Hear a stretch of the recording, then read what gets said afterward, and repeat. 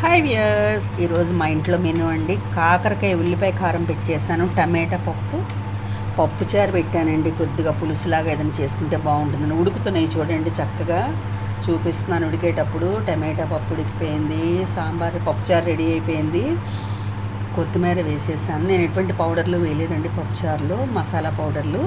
ఇప్పుడు కాకరకాయలు వేయించేసుకున్నాను. ఉల్లిపాయ కారం పెట్టి చేసుకుందామని రెడీ చేసేసుకుని ఉల్లిపాయ కచ్చాపచ్చాగా ఉప్పు కారం అన్నీ వేసేసి రెడీ చేసేసానండి.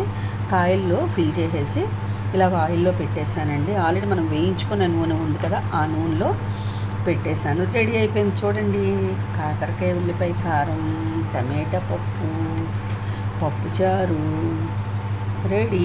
వేడి వేడిగా అన్నం వండేసుకుంటే అయిపోయినట్టేనండి. లంచ్ రెడీ అయిపోయింది. సండే స్పెషల్ బాగుంది కదా. Thank you.